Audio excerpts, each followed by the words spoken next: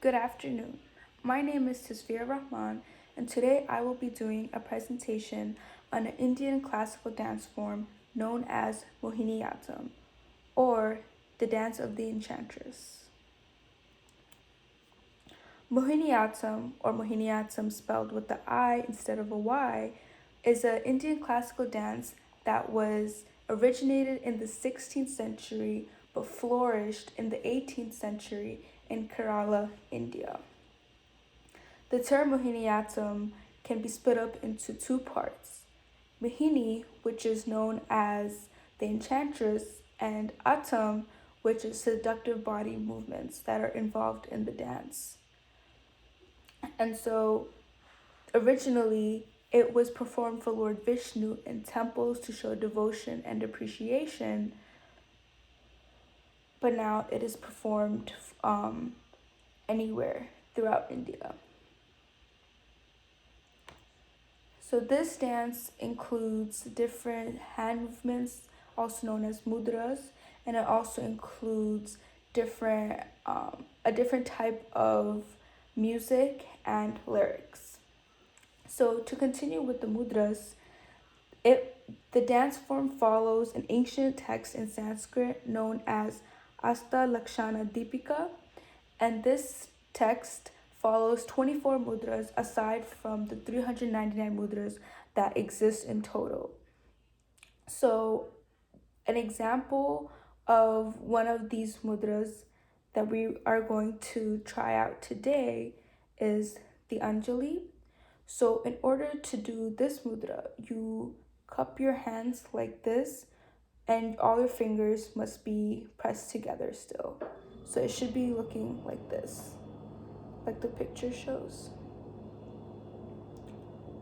The second mudra that we will try right now is called the mukura. To do the mukura, you have to make your index finger and your pinky stand up straight, while the rest of your fingers point towards the same direction or bent like this. So it should look like this.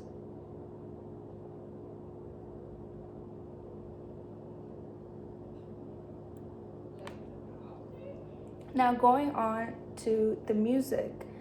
The Mohiniyattam style music usually follows the Carnatic style, which is a style that's used in southern India specifically in commonly in dances. And as for the lyrics, there is a combination of Sanskrit as well as Malayalam, which are two different languages, but they come together to form this beautiful song for the Mohiniyattam dance. And there are 5 different musical instruments that are used to make the sounds for the music, and they are, as you can see here, the veena, which is a common instrument that is used in Indian music.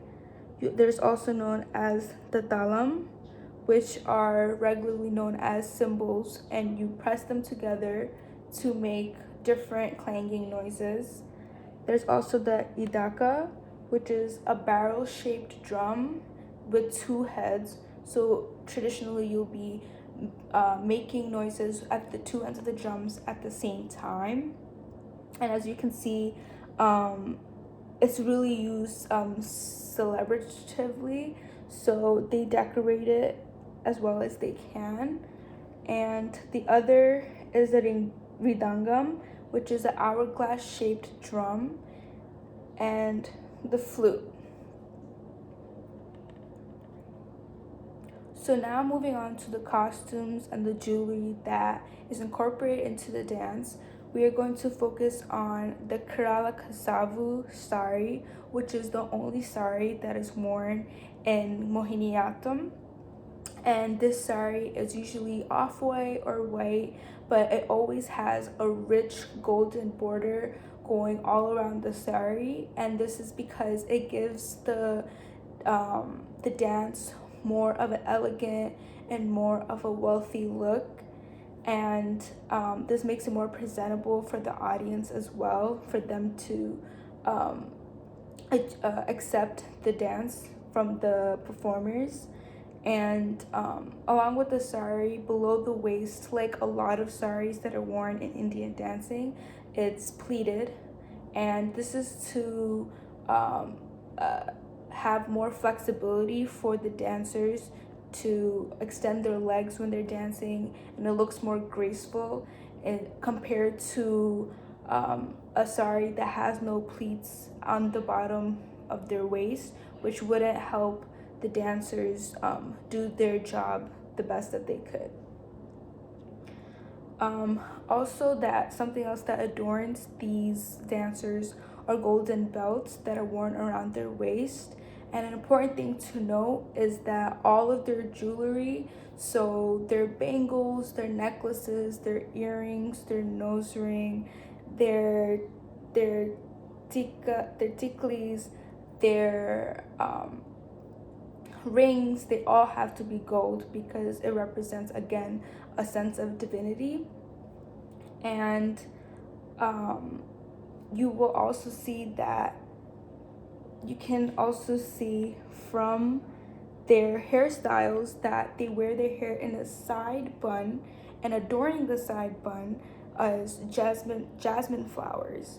So that, as you can see, the dancers are adorned from head to toe in different types of jewelries or flowers or even an instrument, because on their feet they wear something called gungurus.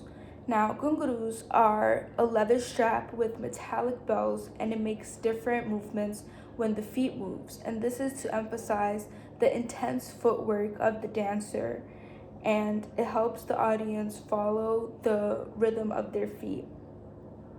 Something else to notice about their costume is that their hands, their fingertips, and the palms of their hands, as well as their toes and the heels of their toes, have red dye called alta on them. And this is to emphasize their hand movements, so you can see when they're showing which different side of their hand. And you can also see that they wear brightly colored lipstick, and this is to contrast with the heavy eyeliner that they have to wear to shape their eyes. And they do this to, again, emphasize their eye movements, because Indian dancing involves a lot of movements on different types of different parts of the body. And that is my presentation. Thank you for listening.